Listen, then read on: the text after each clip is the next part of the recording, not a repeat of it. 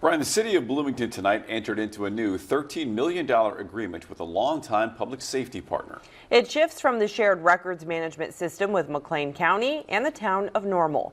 Madison Porter explains. Tyler and Janice, the $13 million agreement ensures the Bloomington Police Department has the most up-to-date equipment and efficient technology for the next 12 years. Police Chief Jamal Symington says his department has worked with Axon for 22 years, purchasing their law enforcement tasers in 2003. The partnership expanded most recently in 2022 to include body-worn cameras, in-car cameras, and digital evidence storage. The new agreement ensures the Bloomington Police Department has unlimited data to store police records and videos and receive updates and maintenance when needed. This will allow us to capitalize on a package. That package could save us 7 to 10% each year as prices increase. Police Department originally stored records with the county through a different system called Caliber. That city staff claim wasn't fully complete.